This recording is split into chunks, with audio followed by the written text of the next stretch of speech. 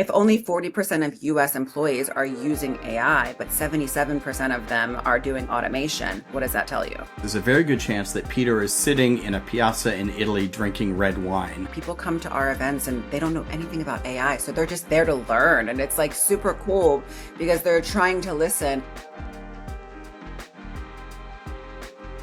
But let's talk about Philly, because when we've been to some of the events and spent time in Philly for other reasons, we've noticed what you said, which is there are quite a few companies and people doing interesting work with AI there, and it's interesting. So I know you had shared with me that there was some recent news about Philly and its sort of growing AI ecosystem, we'll call it. Let's talk about that, and then we'll Yeah. talk about sort of, is that an indicator of the way the AI economy is headed? So, For sure. So I think last year or the beginning of this year, University of Penn was one of the first colleges or Ivy Leagues in the country to have a master's degree in AI, which is very awesome and very, very forward in education, right? So when I saw that, I was like super excited. And I love that that's kind of the way that things are going now. Like when I was in college, I went to school at Rowan, it's a state school in New Jersey. We didn't have degrees just in artificial intelligence, right? I took an AI class, I took a cryptography class, and you could have a concentration, but you still got a computer science degree, right? So having a whole major dedicated to it is awesome.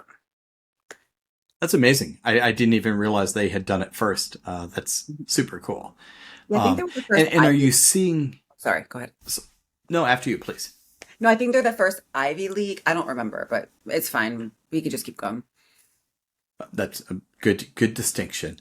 Well, let's talk about. I mean, I think it sounds like some of that is being recognized. We'll say in terms of investments in companies and things like that. So, I think you had shared with me some stats around the money being raised and whatnot.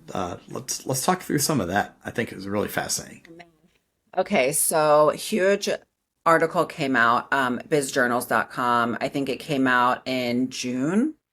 Yeah. And basically, Philly just made like a huge leap in the North American startup ecosystem, right? It jumped 12 spots from last year to number 13, right? And this was the 2025 Startup Genome Report. But 2024, I think the city raised $3.3 billion, which is huge for our, city. And I think it was about like 76 billion in ecosystem value.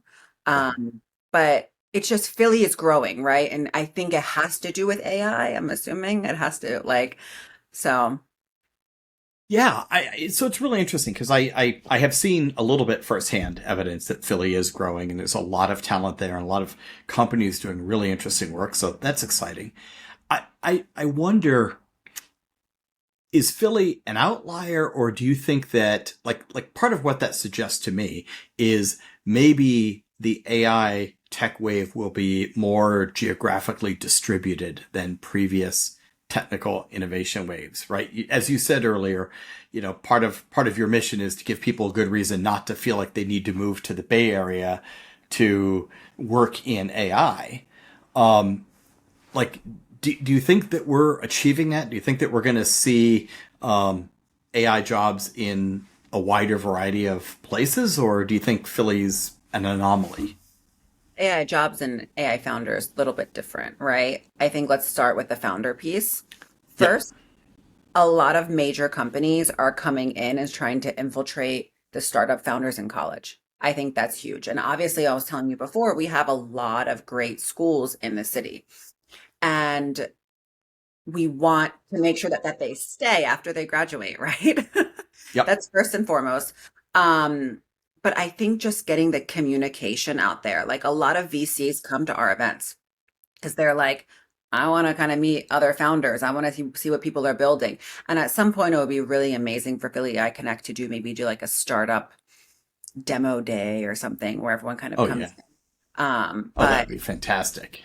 I think the idea is that people are coming to our events because they want to meet other founders to do investments in, and they just don't know that they're there. They just don't. There's like the lack of communication and openness right? Because there is a lot of funding here. They just don't, they either think that it's only in New York or only in San Francisco. No, they're here.